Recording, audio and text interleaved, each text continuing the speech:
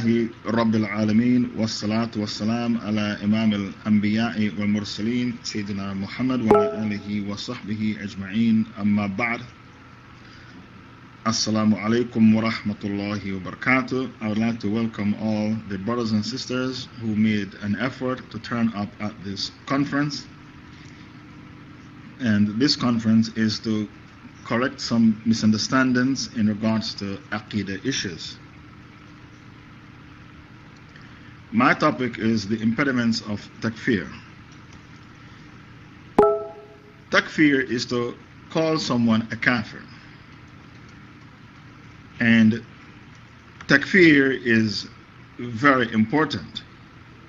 The importance of Takfir cannot be overemphasized. I have in front of me some reasons why Takfir is very important. I hope the admins are recording this speech because I don't think I have it anywhere before. I gave the speech in South Africa, and that was in 2008. I have in front of me reasons why Takfir is very important. Actually, I have 11 reasons. The first reason is we are not allowed to give our daughters in marriage to kafir men, because Allah told us in Surah 60 verse 10, Muslim girls are not lawful for kafir men, and kafir men are not lawful for Muslim girls. So this is the first reason why you need to know who's a Muslim and who's a kafir. Takfir is very important. Number two,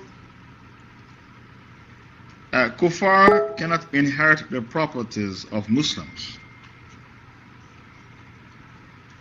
Kuffar are not allowed to inherit the properties of Muslims. Number three, kuffar are not allowed to enter Mecca nor Medina. And he, the Rasul, said, drive out the Jews and the Christians from the Arabian Peninsula. He also said, no two religions can be found in the Arabian Peninsula. Number four, kuffar should not receive zakah. I know that the Prophet used to give them zakah, and Abu Bakr as-Siddiq continued the practice. But when Umar became the caliph, he abolished the practice of giving zakah to kuffar. There are Muslims in America who set up soup kitchens to feed hungry kuffar, and even after they express such kindness to kuffar, still they are hated in America. So the practice of fear for them to take Shahada, I don't subscribe to that practice. You need to take Shahada with your own conviction. No one fed me for me to embrace Islam here in Jamaica when I was 16 years old. Number five, a Muslim cannot be killed for the sake of a kafir. So if a kafir is living in the Islamic State and he had a fight with a Muslim and he got killed, the Muslim pays blood money. But as for killing a Muslim for the sake of a kafir, that is not allowed according to Sharia law. Number six, we need to know who is a Muslim and who is a kafir for the sake of al-wala wal-bara. So if you have two shops, one is owned by a Christian and the other one is owned by a Muslim, and they are selling the same commodity, you give this to the Muslim because the Muslim pays zakah. So for the sake of al-wala wal-bara, you need to know who is a Muslim and who is a kafir. Number seven, the Prophet said in a hadith, topple the leader if you see clear kufr. This hadith can be found in Bukhari. Topple the leader if you see clear kufr. Therefore, if you have a leader and he left the fold of Islam, it is incumbent upon you to topple that leader. This is the seventh reason why it is incumbent upon you, the Muslims, to know who is a Muslim and who is a kafir. because your caliph cannot be a kafir. Topple the leader if you see clear kufr. Number 8, when there is a jihad, you need to know who to kill. It's a disaster for you to kill your brothers and sisters. You're not even allowed to kill women in jihad unless the woman is a soldier. So when there is a jihad, you need to know who to kill. Therefore, it is incumbent upon you to know who is a Muslim and who is a kafir. Number 9, kuffar should not gain access to the strategic information of the Islamic State, the sensitive strategic information of the Islamic State. We don't want to make the mistake made by Musta'sim, the Abbasid Caliph.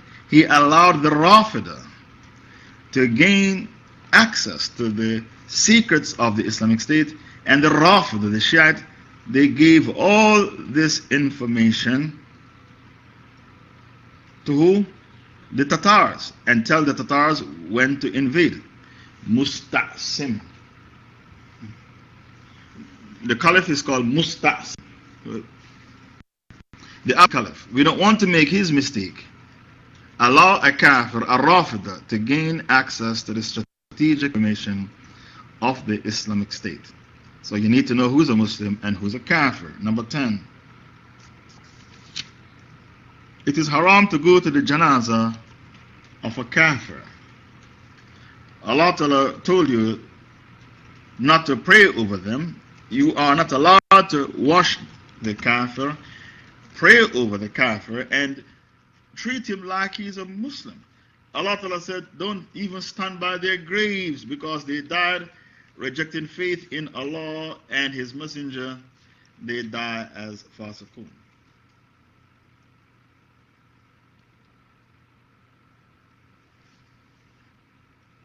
And the other reason why you need to know who's a Muslim and who's a kafir is and the evidence is Tawbah 84. Don't pray over them. Don't stand by their grave. You are allowed to go to the janazah of a kafir if it's your mother or your father, your brother or your sister who did not express any hatred for the ummah. Tawbah 84. Don't even stand by their graves. Can you go to the janazah of a kafir? Yes. If it's your mother or your father, your brother or your sister, and they didn't show any hatred for Islam. Because when Abu Talib died a kafir, the Prophet told his son Ali ibn Abi Talib, go and bury your father. He died a kafir, yet the Prophet said to Ali, go and bury your father. This is the evidence used by the scholars to say you are allowed to attend the janazah of a kafir if it's your mother, your father, your brother, your sister, and they did not show any antagonism towards al-Islam. The other reason why you need to know who's a Muslim and who's a kafir is kuffar cannot be buried in the graveyard of the Muslims. This is the ijma of the ummah. Number 11, kuffar are not allowed to be buried in the graveyard of the Muslims. So if a Muslim should die, you have to bury the Muslim in the Muslim graveyard, and if a kafir should die, he has to be buried in the kafir graveyard. The 12th and last reason is it is compulsory on you to kill munafiqun, apostates, and the zanadiqa. Many of you will say, in Islam we don't kill munafiqun. Who told you that? Don't you remember the story of the man who came to the Prophet and asked the Prophet a question, and the Prophet provided the answer, and the man wasn't happy. So he went to Abu Bakr. Abu Bakr asked the Prophet. He said, yes, but I want your opinion. Abu Bakr drove the man away. Then he went to Omar. Omar said, did you ask the Prophet? The man said, yes, but still I want to hear your opinion. Omar said, wait, I'll bring my opinion. He went for his sword and chopped off the head of the man And he said, this is my opinion. And when Omar decapitated the man, not a single person in Medina said, Omar, you were overreacting. Omar, you overreacted. Why? Because in Islam you're allowed to kill munafiqun. But it has to be done by the ijtihad of the qadi in the courthouse. And it is compulsory on you to kill the apostates because the Rasul said, any man who discards his religion, kill him. And just in case you have doubts, I put it to you, when Abu Bakr was a caliph, he killed apostates. Who were they? The people who refused to pay the zakah. The people who refused to pay the zakah.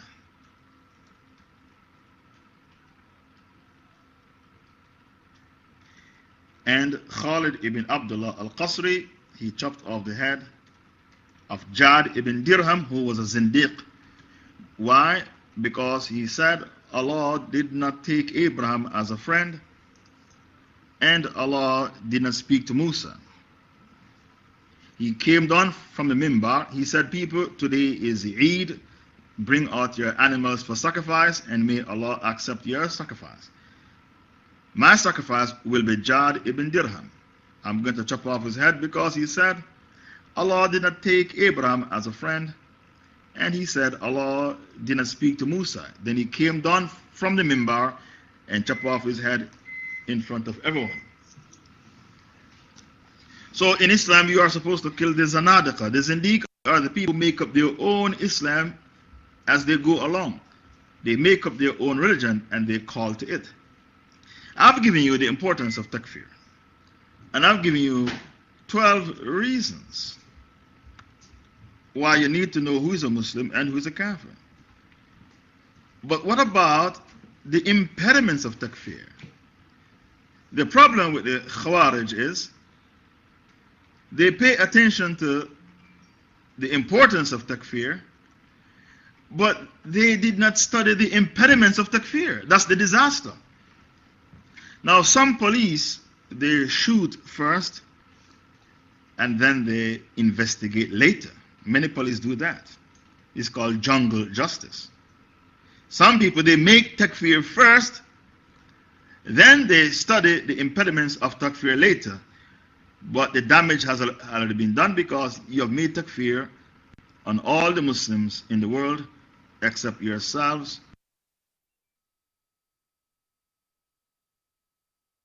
Because impediments of takfir. You have made takfir on all the Muslims in the world except you and the 20 people inside your phony jama'ah. Brothers and sisters in Islam, what are the impediments of takfir? The first impediment is childhood. If you're a child, no one is allowed to make takfir on you, even if you utter statements of kufr.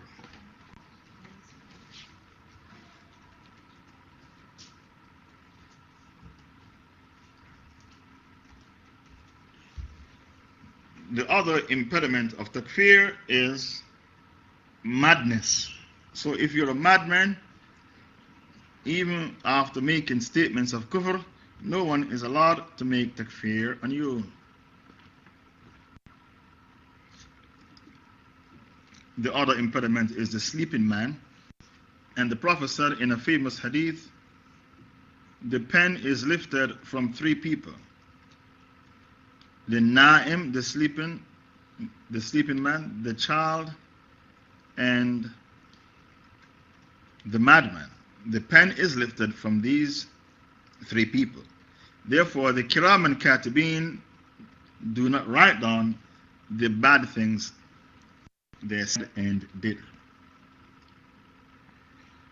When Omar was the caliph, a woman committed zina, adultery, not fornication, adultery. And Omar wanted to stone her to death for adultery. And Ali ibn Abi Talib said, I beg to differ. You are not allowed to kill this woman, Omar.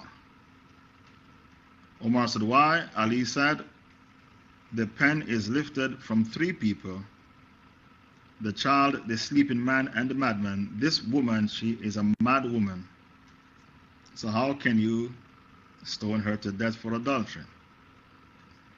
Omar backed down and did not kill the woman for adultery. My question to the Rafida is, if Ali spoke up to save the life of a woman who committed adultery, what makes you think that he would have kept quiet had he known that he was the rightful successor of the Prophet? He should be the first caliph. What is more important, the caliphate or the life of a woman, a mad woman? The caliphate is more important. So why, if he was supposed to be the rightful successor of the Prophet, why he kept quiet and gave his bay'ah to Abu Bakr?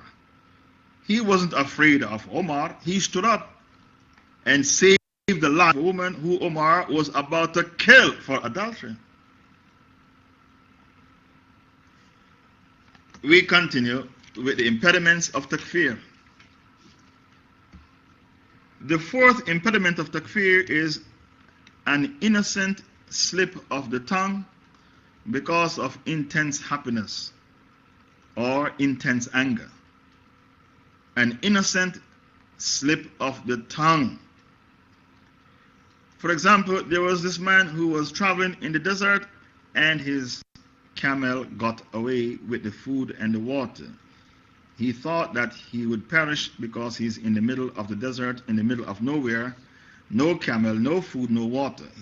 So he lay down under the tree thinking that he's going to die, but when he woke up, he could see his camel standing over him with the food and the water intact. Out of intense happiness and joy, the man said, "Oh Allah, you are my slave and I am your master." Did the man utter kufr? Yes, he uttered kufr. Was he a kafir? No. Why? He wasn't a kafir because it's called an innocent slip of the tongue because of intense joy and happiness. The other impediment of takfir is a person under duress. A Muslim is allowed to eat pork when he is about to die from hunger and all he can find is pork. You say, but Sheikh, eating pork is not kufr. Give me a better example. Okay, have sabr, I'll give you a better example. Ammar ibn Yasir saw his mother killed, Sumayya, and Ammar ibn Yasir saw his father killed, Yasir. And the pagans of Quraysh were about to kill him. They were beating him because he was from a weak tribe with no one to protect him. In the Arabian Peninsula, if you are from a weak tribe, you'll be persecuted. The more powerful your tribe is, the more protected you are. So he insulted Islam and insulted the Prophet, and Quraysh was happy. And they allow him to live. Did he utter kufr? Yes, he uttered kufr. Did he apostate? Yes, on the surface he apostate. Did he apostate in reality? No, he did not apostate in reality. All he did was called taqiyya.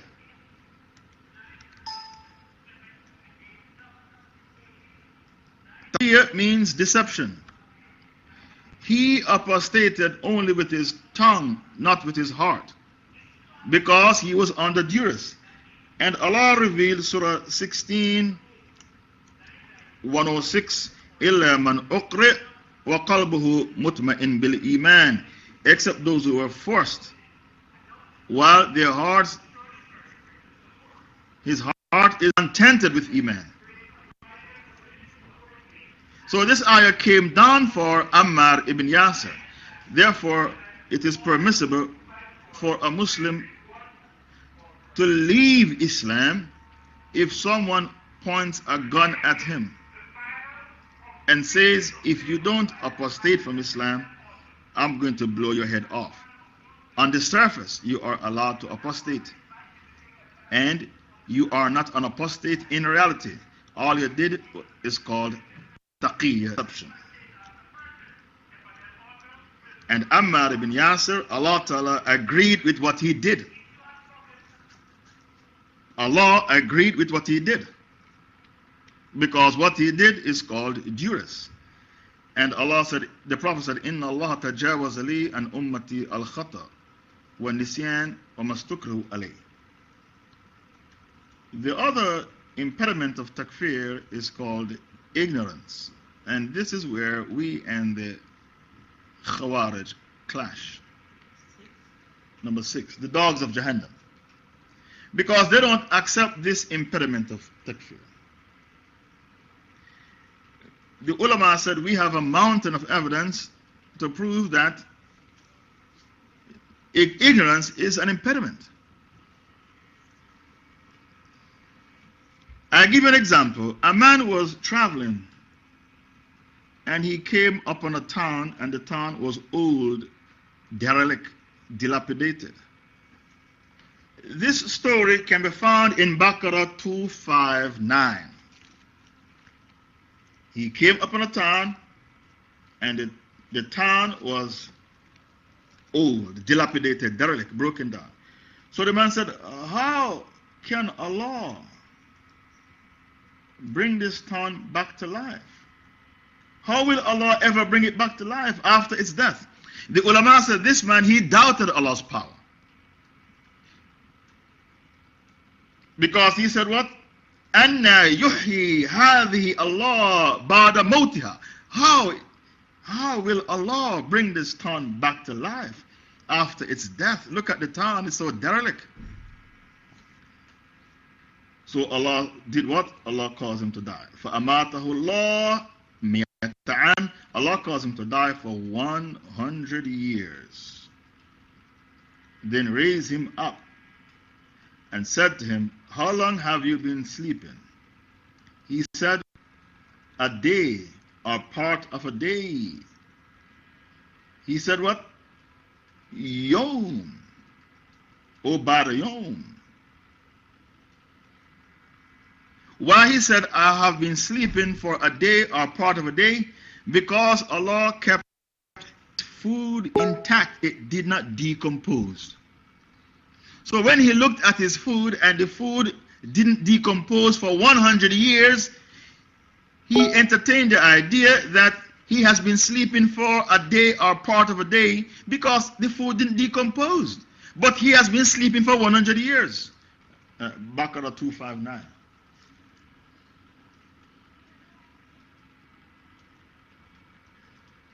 So Allah Ta'ala said, nay, look at, you have been sleeping, you have been dead for 100 years. Look at your food and your drink. They show no change, they didn't decompose. Look at your donkey. Thus we have made you a sign for all the people. And look at the bones, how we bring them together and clothe them with flesh in front of your very eyes. When this was clearly known to him, he said, now I know that Allah is able to do all things. Can the ayah be in green? Now I know that Allah Ta'ala is capable of doing all things. Before this experience, Allah caused him to die for 100 years and his donkey decomposed, and then Allah put the flesh back on the donkey in front of his very eyes. He wasn't aware that Allah Ta'ala is Al-Qadir, the one who's able to do all things. And when you doubt Allah's powers, it is major kufr that takes you outside the fold of Islam. Don't think it's a minor kufr to doubt Allah's powers.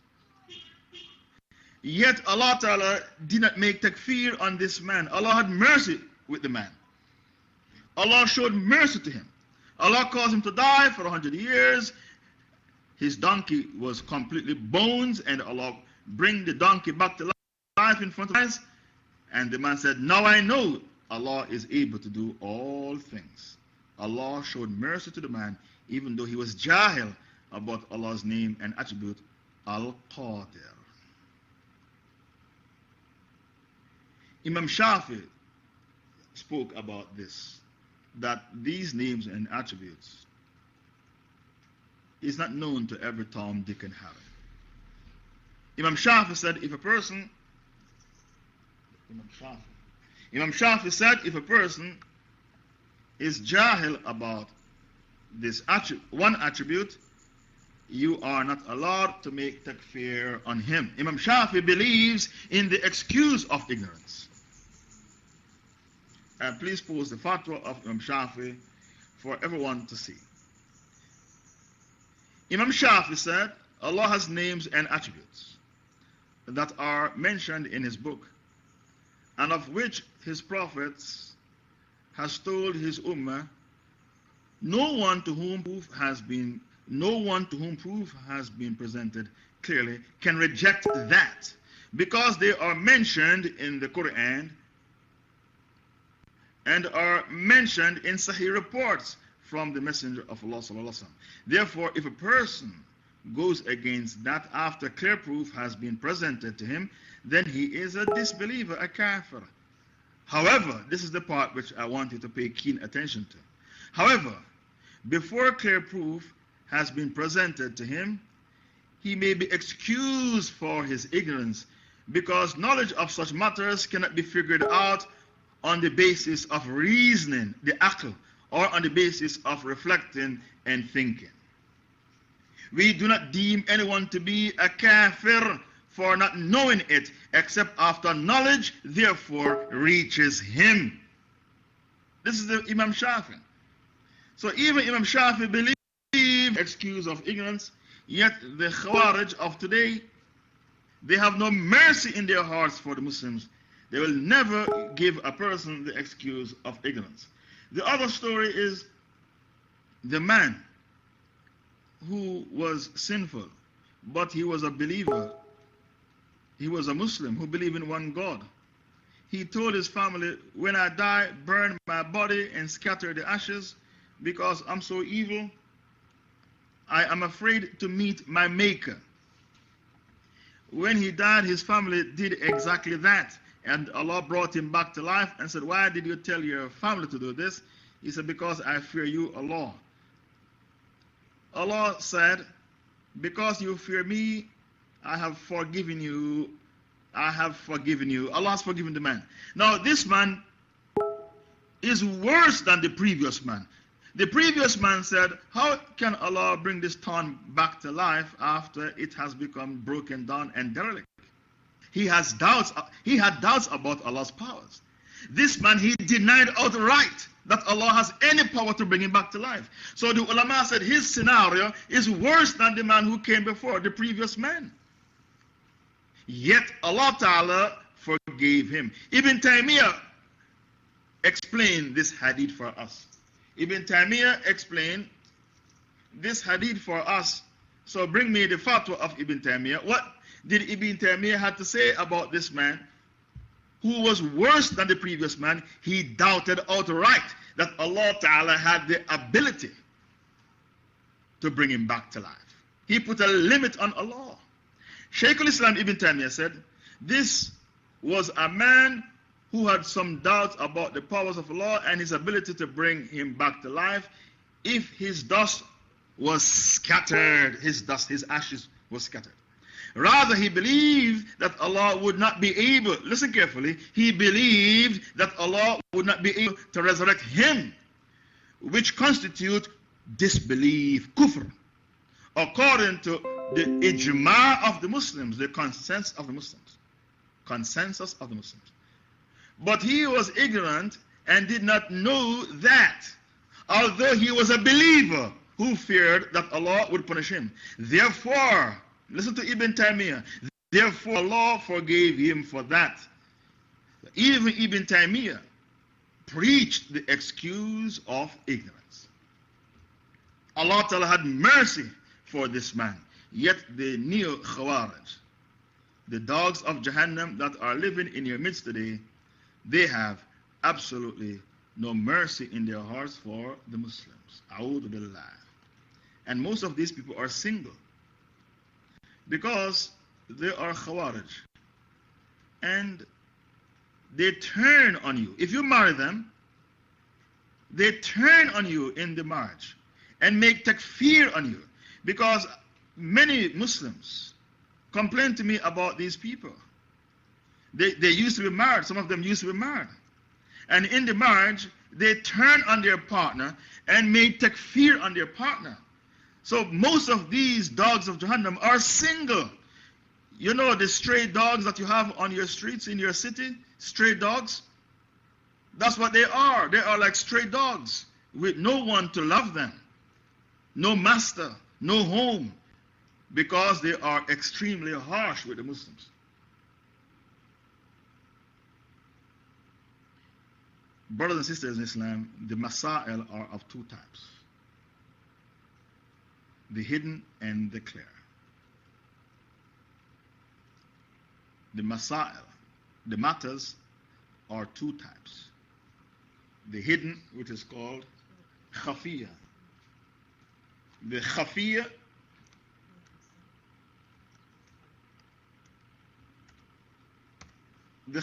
that is the hidden matters, and the other matters are called jaliyya. Jaliyya means the clear matters. These people who are making takfir, they did not sit under any sheikh to learn the usuls, the principles of takfir, the impediments of takfir, the principles of takfir. Bowing down to idols. If I ask the people in the room, all of you in the room, bowing down to idols, this shirk, is it clear or is it unclear? All of you would say, this is clear. Jaliyya, clear. Okay?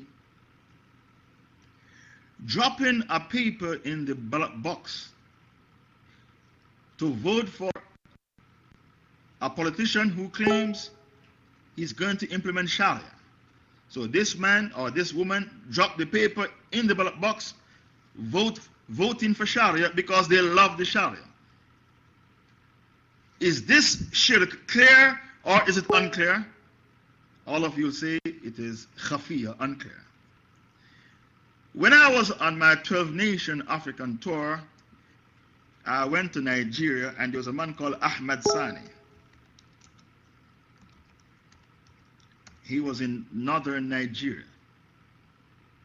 He said to the people, you have problems in your area of theft, murder, rape, you name it, you have problems. If you vote for me to become your MP, member of parliament, for this region, you'll see how quickly I get rid of the crime problem. Because I am going to implement Sharia and clean up. The people rejoiced and they voted for Ahmed Sani.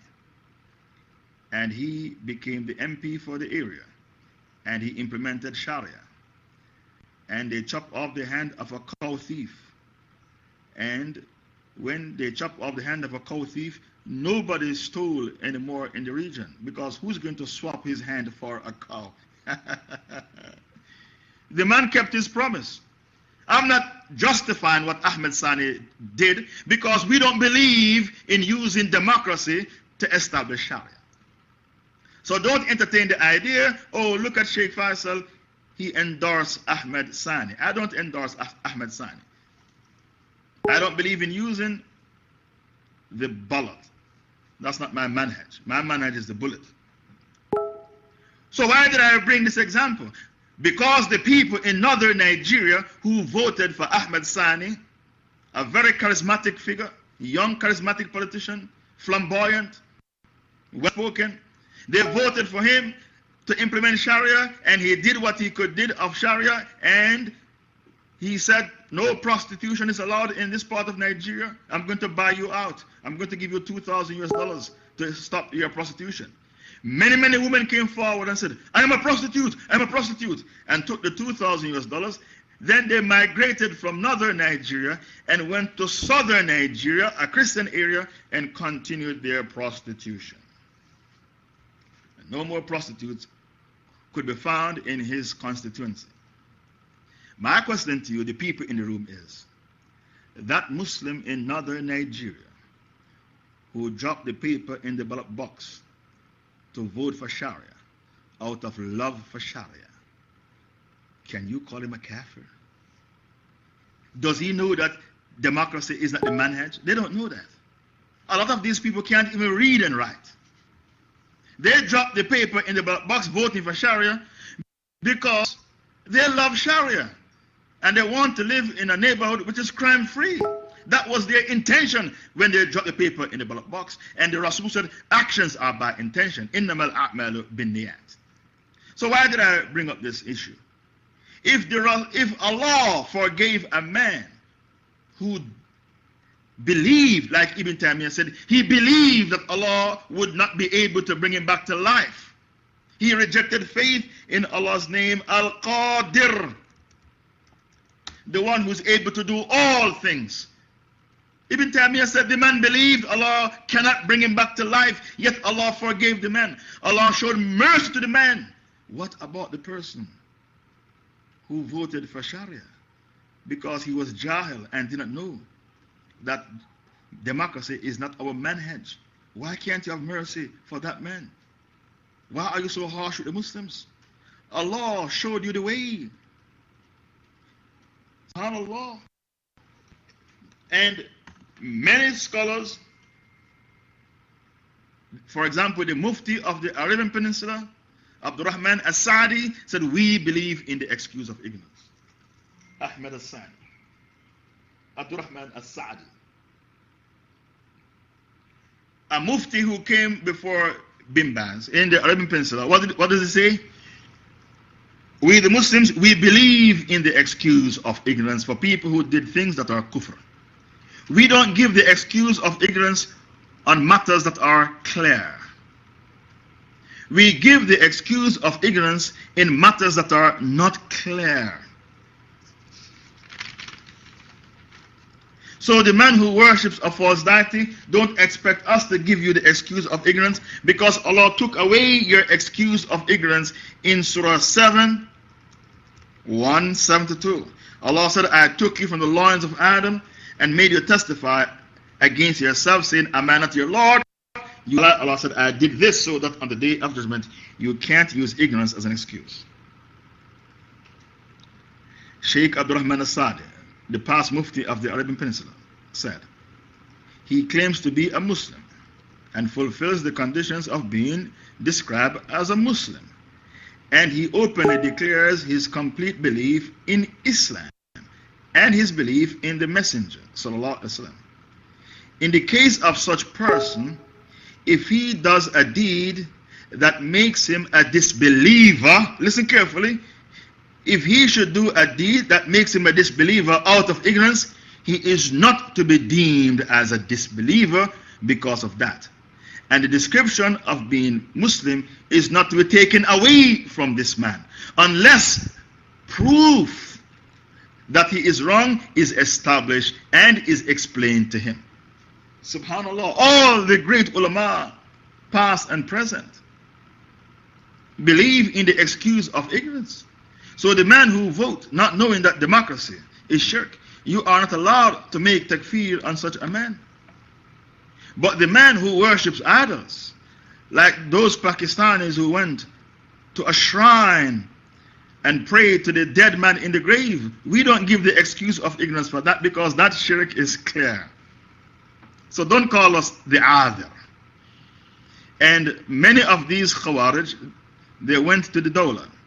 What did they do in Raqqa? They gang rape Muslim women and call them kuffar, mushrikeen. So these Muslim women are Adhir. They are making excuse for the mushrikeen. They gang rape these Muslim women. And they were crucified. Then I saw a video called the Hazimis. People from the Balkans went to the Dawla and they were captured and they confessed. We came to kill the Mujahideen and kill the Caliph. The Khawarij in the time of Ali Ibn Abi Talib did not accept Ali as a legitimate Caliph, and they killed Ali, Abu Muljam, in Iraq. They killed him when he came to pray his Fajr Salah. 39 AH. So if the Khawarij in the time, in the time of Ali didn't accept him as the caliph. What makes you think that the Khawarij of today will accept the caliphate? Impossible. Because history repeats itself. And this is why the greatest teacher after Allah is history. History is so important. If a hadith contradicts history, we follow the history over the hadith. For example, according to history, the Prophet spent 13 years in Mecca. If you read a hadith that says the Prophet spent 15 years in Mecca, you give preference to the history over the hadith. And we call the hadith munkar, a rejected hadith. The other evidence, these people, they claim we don't need scholars. They claim we don't need scholars. The Prophet ﷺ said, follow my sunnah and the sunnah of the rightly guided caliphs. Isn't that so? Follow my sunnah and the sunnah of the rightly guided caliphs. Abu Bakr, Umar, Uthman, Ali, they were all scholars. Especially Uthman, he was a hafiz. They were all scholars. Omar was a scholar. So when you say we don't need scholars, what are you going to do with the ayah where Allah said, ask those who know if you don't know? وَاسْأَلُوا أَهْلَ الذِّكْرِ إِن كُنْتُمْ لَا تَعْلَمُونَ. Ask those who know if you don't know. Surah 16 verse 43. Surah 16 verse 43. Now, how many of you knew that these people, they come to social media and they made takfir on the 4 great imams? One of their disciples, the Hazimis, they come on social media and they make takfir on the 4 great imams. I'm sure you did not know that. And they made takfir on the 4 great imams with impunity and immunity. Now, the Rasul said that the Khawarij are the dogs of Jahannam. Okay, listen to this person, Abu Muwahhid al-Takfiri. I love Muslimin Muwahhideen for the sake of Allah who make takfir on the 4 great imams and on Muhammad ibn Abdul Wahhab and Ibn Taymiyyah. And I don't consider them ghulat extremists who do takfir on them because of their information and research. Now, to prove to you that these people are mentally ill, look at his statement that he posted on Facebook, and they have a presence on Facebook. He's making takfir on Ibn Taymiyyah, yet he's saying Rahimahullah. How can I be making takfir on Ibn Taymiyyah and in the same breath you say Rahimahullah? Then they claim if you play soccer, football, and you appoint a referee, you become a kafir because Allah is the only judge and the referee is a judge. They claim that if you have a Facebook account, you're a kafir because you click I agree. When you click I agree, sign up to Facebook, you went into a contract with the Taghut. Because you did not reject the Taghut, everyone with a Facebook account is a kafir. And all they have Facebook accounts. So why don't you make takfir on yourself?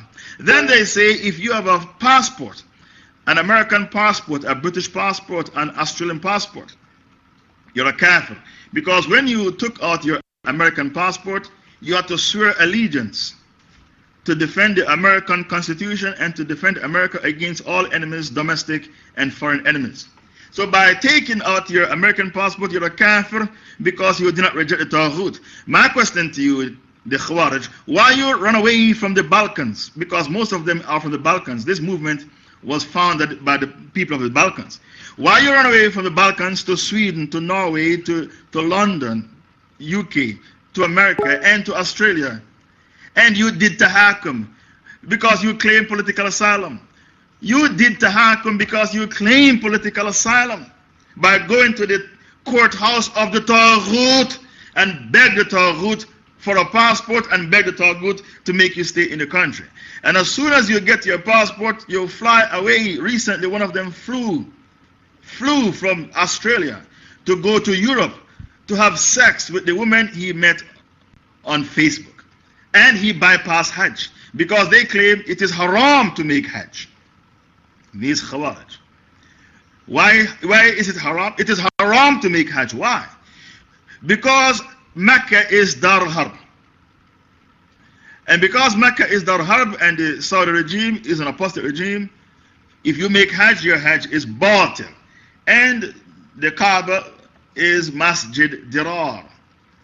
And what they don't understand is they don't read Islamic history, they don't know anything about Islamic history.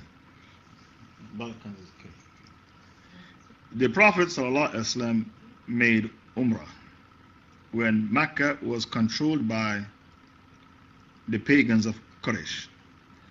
And when the Prophet made Umrah, there was 360 idols. Listen carefully, because maybe many of you in the room are unaware of this. The Prophet made Umrah 7 AH, 1 year after Hudaybiyah. 7 AH with his Sahabas. When the Prophet made Umrah, Mecca was Dar Harb and Abu Sufyan was in charge of Mecca. Abu Jahl, the leader of Mecca, had already died at Badr like a dog. Abu Sufyan was a new leader. The Kaaba had 360 idols inside the Kaaba. Yet the Prophet tawaf around the Kaaba and made his Umrah, while Mecca was still Dar al-Harb. So when these neo Khawarij are saying to you, and there's no idols in the Kaaba now, the Kaaba is in a better situation now because there are no idols inside there. When they say to you, it is haram to make Hajj because Mecca is Dar Harb, say to them, did the Prophet Muhammad do haram? Sallallahu Alaihi Wasallam, because he made his Umrah 7 AH, 1 year after Hudaybiyah, when Mecca was still Dar Harb. Mecca was in the hands of the Kafirs of Quraysh. Then they'll say to you, when you go to Mecca, you are not allowed to pray behind the Imams there. This is why when they did tahakum and get their passports from Australia, from France, from Sweden, from Norway, from the UK, they used their passports to fly to different parts of the world to commit zina with girls they met on Facebook. And they bypass Hajj. They will never go to Hajj. They rather go and have fun than to go to Hajj. They tell you Mecca is Dar Harb and all the Imams are Kafirs. So if I go there, how can I pray behind such Imams? Okay, what about Walid ibn Uqba ibn Abi Mu'id? Walid ibn Uqba ibn Uqba. Walid ibn Uqba ibn Abi Mu'id.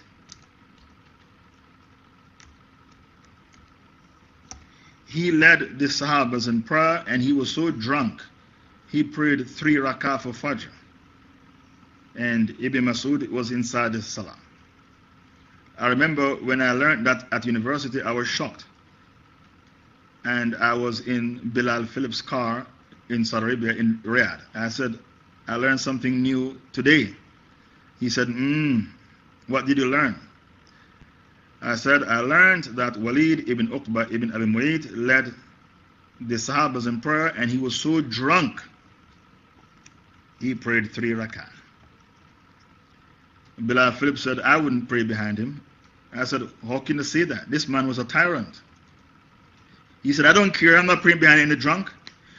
The point I am making is that the Sahabas prayed behind a drunk and their Salah was accepted, but his Salah was rejected because the Salah of a drunk is not accepted for 40 days and 40 nights.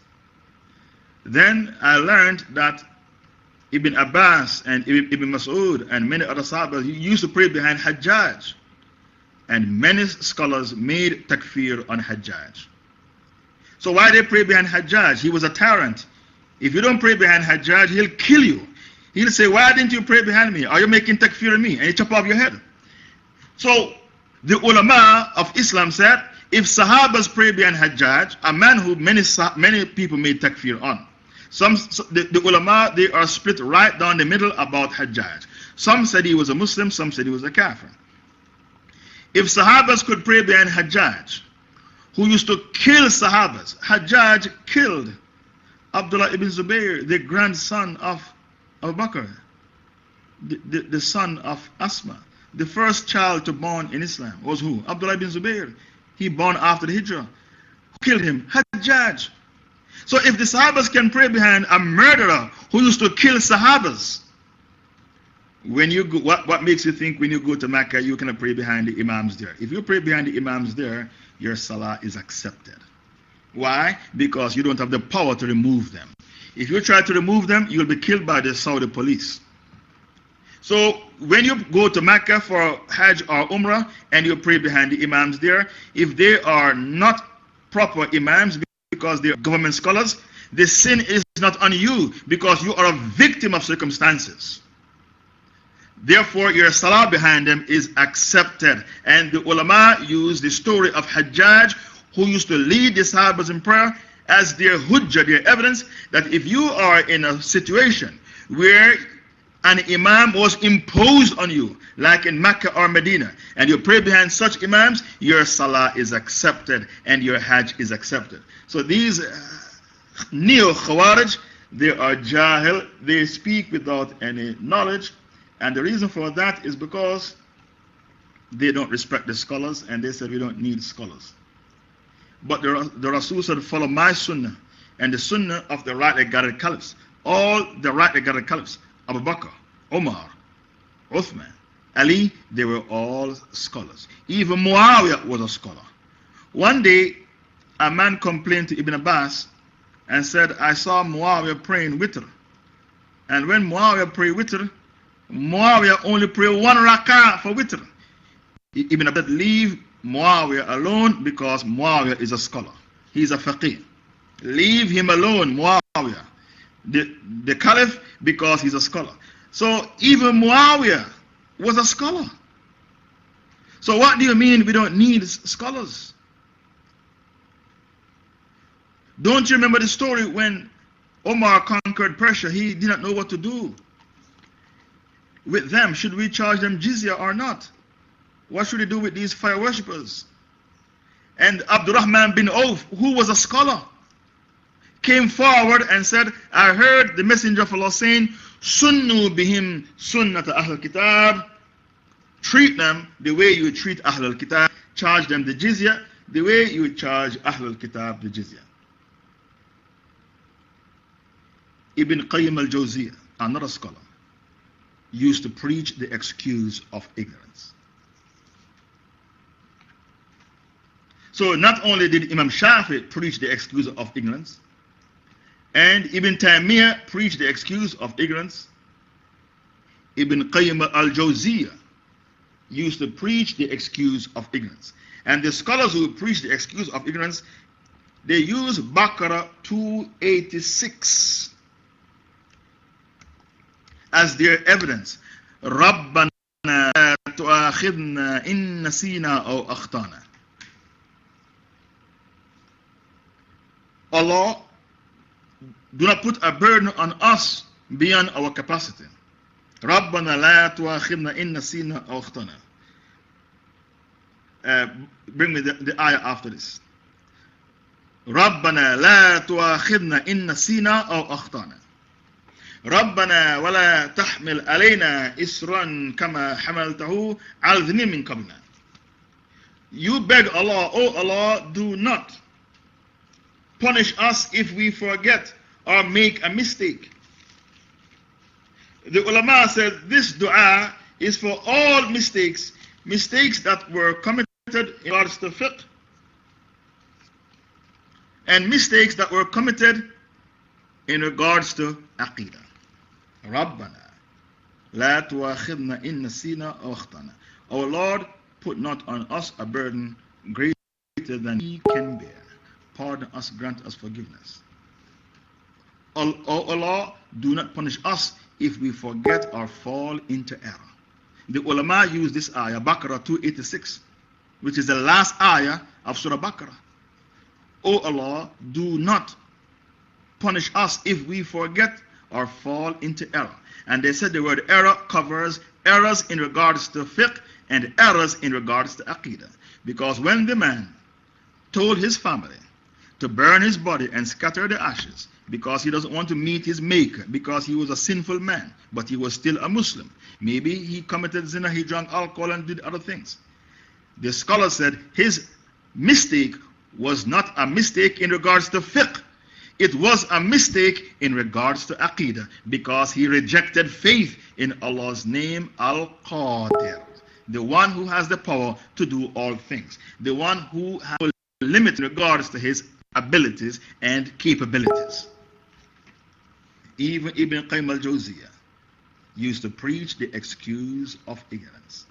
So Ibn Qayyim said, the Sharia rulings only comes binding, it only becomes binding upon a person when he reaches puberty, and when the rulings reach him, just as the rulings are not binding upon him before he reaches puberty.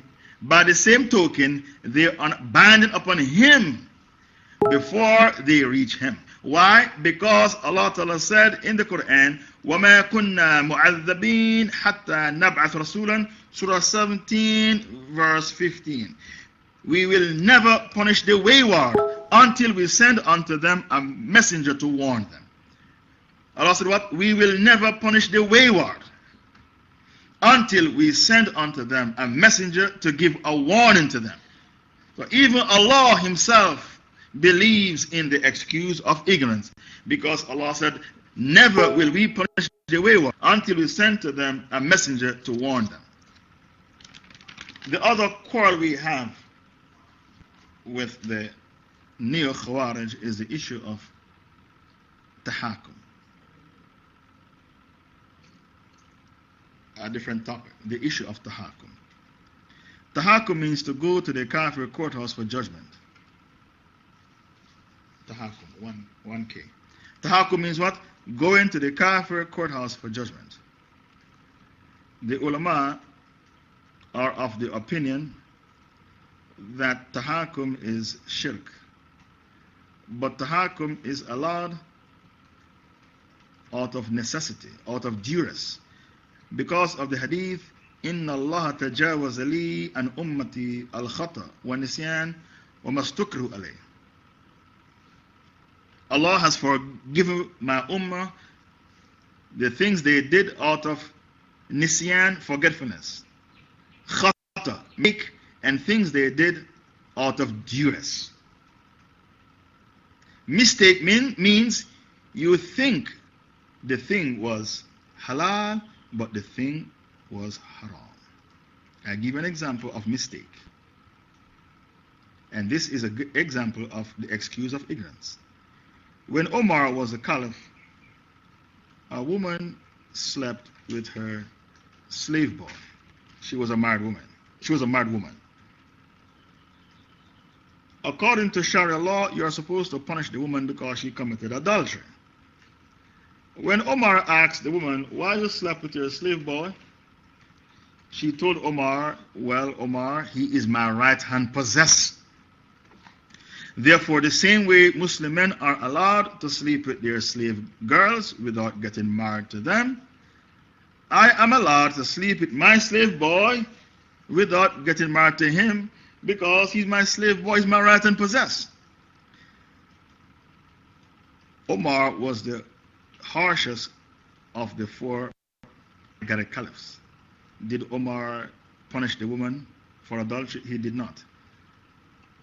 Omar realized the woman was jahil, so Omar gave her the excuse of ignorance.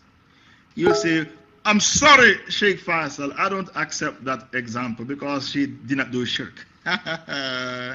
You think she did not do shirk because you are the one who is jahil. The woman did shirk. She did shirk? What shirk? The shirk of Hakimiyya. She legislated. You are so jahil about Tawheed, you don't realize she did shirk. The woman did shirk. What shirk? The shirk of Hakimiyya. She made what is haram halal. Ibn Taymiyyah said it is the ijma of the Muslims that whosoever made haram halal is a kafir, or vice versa. They made haram halal or halal haram. Ibn Taymiyyah said you're a kafir. The woman did shirk, the shirk of Hakimiyyah. She legislated. So if Omar wanted to be harsh, Omar could have called her a zindiq. A zindiq is a person who makes up his own Islam. We don't call it Islam, we call it Hislam. This woman made up her own Islam, which is called Hislam. Why? Because she said to Omar, the same way a man can have sex with his slave girl, because she is his right and possess, I can have sex with my slave boy, because he's my right and possess. Yet, this woman did tashri', she legislated, she did shirk, and Allah is the one and only legislator. Yet Omar didn't kill the woman. Why? Because he had mercy in his heart for the Muslims. Even though he was the harshest of all the Sahabas, by a far, he was the harshest of all the Sahabas. He didn't kill the woman because he had mercy in his heart for the Muslims. Yet these neo-Khawarij, they have absolutely no mercy in their heart for the Muslims. Now, many of you know the hadith where the Prophet said they are the dogs of Jahannam. But do you know how they resemble dogs? Do you understand the hadith of the Prophet when the Prophet said they are dogs of Jahannam? Now bring back the statement of the neo-Khawarij who said he makes takfir on the 4 great Imams, and he posted it publicly on Facebook with impunity and immunity. Listen to this neo-Khawarij. He made takfir on the 4 great Imams with impunity and immunity with no shame. I love Muslimin, Muwahideen for the sake of Allah, who make takfir on the 4 great Imams and on Muhammad ibn Abdul Wahhab and on Ibn Taymiyyah. He's so stupid. He's making takfir on Ibn Taymiyyah, yet he's saying, Rahimahullah. So they are suffering from a bipolar, borderline personality disorder. They are mentally ill. And most of them were sexually abused as children. So they have a vendetta in their hearts for mankind. They are disturbed. He's making takfir on Ibn Taymiyyah, yet he's saying with the same breath, Rahimahullah. And I don't consider them to be ghulat extremists who do takfir on the 4 great Imams, Muhammad ibn Abdul Wahhab, Ibn Taymiyyah, because of their information and research. Why did the Prophet say they are the dogs of Jahannam? Dogs lick their own balls. Okay? Dogs have sex with each other in front of you and they don't care. You want to look? Okay, I'll make you look. Dogs don't care if you're looking at them. I lived in Saudi Arabia for 8 years, and I used to go in the desert with my Saudi friends for picnics, and I never see 2 camels having sex in front of people. Impossible. The camels have haya, they are shy. Dogs have no shyness. So when this dog of Jahannam comes on Facebook and made takfir on the 4 great Imams with no sort of shyness, he has no shame.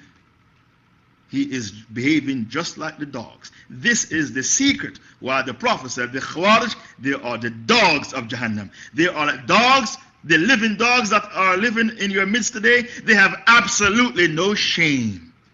Now you know the understanding of the hadith of the Rasul sallallahu alaihi wasallam.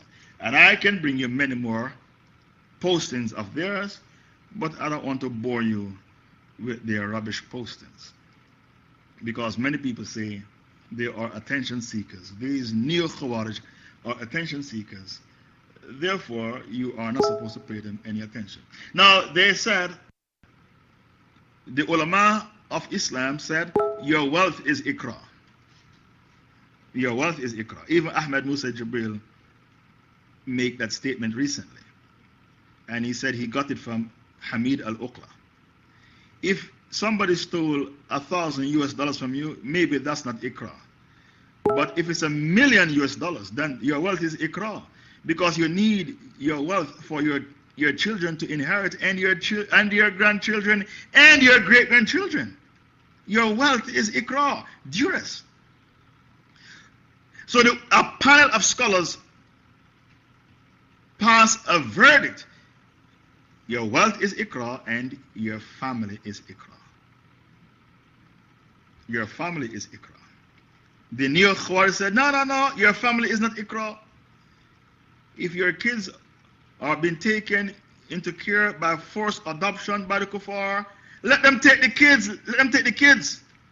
Because Allah said in Surah Anfal, verse 28, your kids are fitna for you and your wealth. So why you want to take the kids? Let the kuffar take them. They are a fitna for you. Wallahi, they pass the fatwa. Allah is my witness. The Hazimis, they use that as their evidence. Allah said your kids and your wealth and your kids are fitna. So let the kuffar take the kids. Let them take them into forced adoption. You all know that when kuffar adopt Muslim kids, they sexually abuse these kids. And they've turned them into 5-star kafirs. So not only will your children become kuffar if they are taken into care by forced adoption, but your children and grandchildren and great-grandchildren will become kuffar. And the ulama said you have 6 sacred possessions. 6 sacred possessions. What are the 6 sacred possessions? Your life, your wealth, your honor, your kids, and the aql and the deen. 6 sacred possessions. What's the evidence that your family is ikra? At the conquest of Mecca, before the Prophet conquered Mecca, Hatib ibn Abi Balta, a Sahaba who had strong iman because he fought at Badr. Hatib ibn Abi Balta.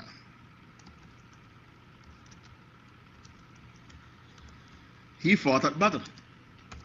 So he had strong iman. He wrote a letter to tip off Quraysh to tell Quraysh the Prophet Muhammad was coming to conquer Mecca. Omar said, "O Messenger of Allah, let me chop out of this munafiq. He's a munafiq." The Prophet didn't jump to conclusion. The Prophet said, "Explain this. What is this? Why you sent the letter? Why you want to reveal our war secrets?" Hatib ibn Abi Balta'a said, "I did not send the letter because I want to apostate from Islam. I don't have doubts about my faith. I am from a family which is a poor family, a weak family. I am not from Quraysh. I sent the letter because I want Quraysh to protect my family." And the Rasul accepted this explanation and said, "He has spoken the truth." This is the evidence used by the ulama to say your children are ikra. Your family is ikra. So when these Muslim women in Europe and America fight for the life of their children in the kafir courthouse, if they did tahakum, Allah will forgive them because your family is ikra. If a Sahaba who fought at Badr could send a letter to Quraysh to tell Quraysh Muhammad is coming to conquer Mecca, yet the Prophet said he spoke the truth, what about a Muslim woman of today? Does she have the iman? Atib ibn Abi Balta'a, she doesn't have his iman. So if she did tahakum, she did not do wrong because she did tahakum out of duress, because she was oppressed. Please bear with me. I only have about 5 minutes left. The other speaker is ready. What about the Sahaba? The Sahabas who went to the Christian king. The Rasul said, "Go to Ethiopia. In Ethiopia there is a king. In his country no man is oppressed." And Quraysh sent envoys to tell the king, send them back, and the envoys brought gifts to the king. And Ja'far ibn Abi Talib was the spokesman and the Amir for the Muslims. And the king said, "Before I make a decision to send them back, let me hear them out. I can't just send them back like that. Let me hear them out." And Ja'far begged the king to adjudicate in the dispute between them and Quraysh, because Quraysh was killing the Muslims in Mecca. They killed Sumayya. The first person to die for Islam was a woman. They killed her husband Yasir, and they were about to kill her son Ammar, but he left Islam with his tongue. He did taqiyya.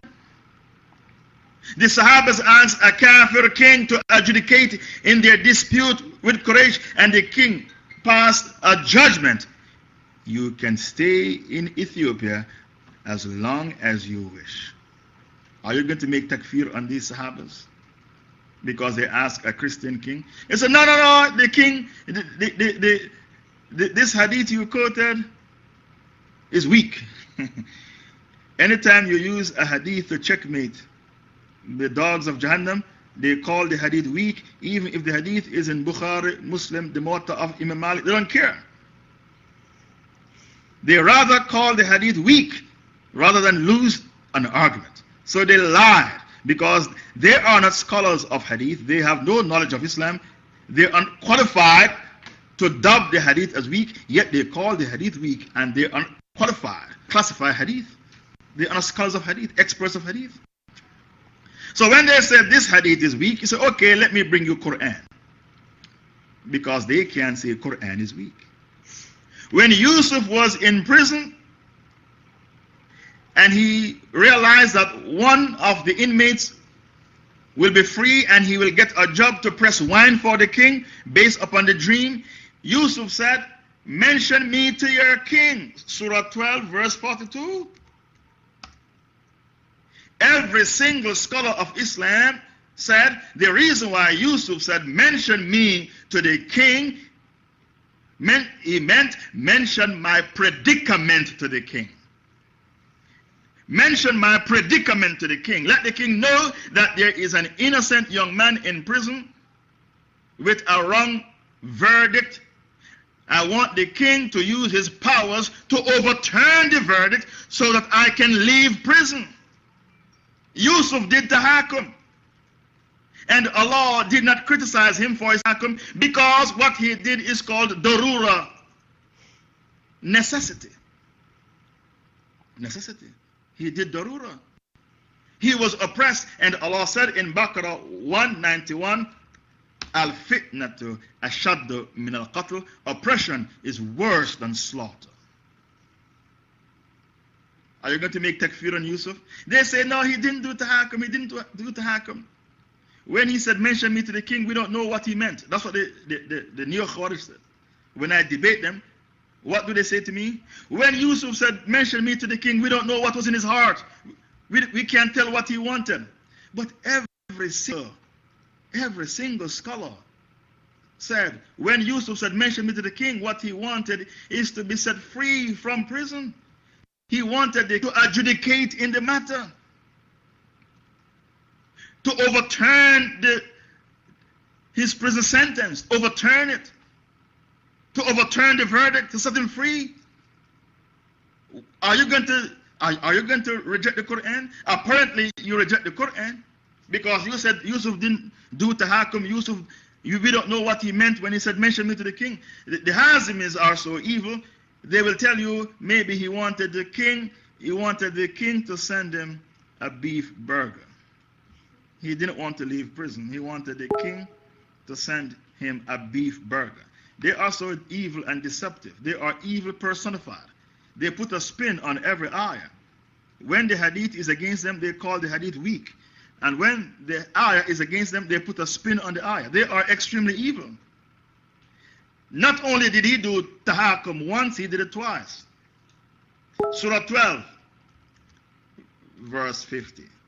When the king said him to me, bring Yusuf to me, what Yusuf said. What did he say? I will never leave prison until the king conduct a public inquiry to clear my name. What about those women who cut their hands when they were in the room? Who wanted to sleep with who? Yusuf said, go back and tell your king, I will never leave prison until the king conduct a public inquiry to see who is the guilty one and who is the innocent one. What happened to those women who cut their hands? When I walked in the room, it was blood all over the floor. Don't you remember the story? Blood on the floor. All the women cut their hands. Who wanted to commit zina with who? I'm not going to leave prison. The king had to conduct a public inquiry. And when the king conducted the public inquiry, The wife of the Aziz said, Al-an hasa al-haq. Now the truth has come to the surface. Now the truth has finally come to the surface. Al-an hasa al-haq. Surah 12 verse 51. Because the king conducted his public inquiry, the truth has now manifested itself. Al-an hasa al-haq. It was me who wanted to commit zina with Yusuf. He didn't want to commit zina with me. Now the truth has come to the surface. So Yusuf did tahakum twice because the public inquiry which was done by the king was done according to Egyptian laws. And when he said, mention me to the king was going to adjudicate in the matter based upon Egyptian laws because there was no Sharia in Egypt at that time. The king was a kafir king, a pagan king. Are you going to deny these current verses? You, the new Khawarij, I put it to you, a Muslim is allowed to do tahakum to save his life or to save the life of his children. Hatib ibn Abi Balta was a very strong Sahaba who fought at Badr. In spite of his strong Iman, he became weak in regards to his family. So weak, he sent a letter to Quraysh to tip off Quraysh the Prophet was coming. And when he explained himself to the Prophet said, what? He spoke the truth. The ulama used this story to say your family, your children are ikrah. Therefore, you can go to the Kafir courthouse to fight for your kids. Why? Because if they are adopted, they will be sexually abused by kuffar in adoption. You know how many Muslim women I have to give counseling to because they suffer sexual abuse when they were children? Many Muslim women. But I don't tell anyone. I don't even tell my wife. Why? It's amana, a trust. A trust. If you reveal these secrets of these women, you're not a sheikh anymore. You're a milkshake because you can't be trusted. You can't even tell your wife. It's a trust. These women come crying on your shoulders and want advice and want therapy of their ordeals when they were taken into care as kafir kids, according to them. I wasn't a Muslim when I was taken into care and I suffered sexual abuse. And these kuffar, these neo-Khawarij, you claim you reject the Taghut. If you reject the Taghut, why you celebrate every time a Muslim woman, kids get taken into care? You don't reject the Taghut. You are in bed with the Taghut. You pretend to be Muslims thinking that we won't expose you. We have Quran and Sunnah to expose you, and we can even use our aql to expose you. If you really reject the Taghut and you are a muwahid like you claim, why you celebrate every time the children of Muslim women get taken into care? You don't reject the Taghut. You are in bed with the Taghut. It was indicated to me that the other speaker is ready. So with this I will relinquish the mic. أقول قولي هذا وأستغفر الله لي ولكم. And I forgiveness for myself and for you.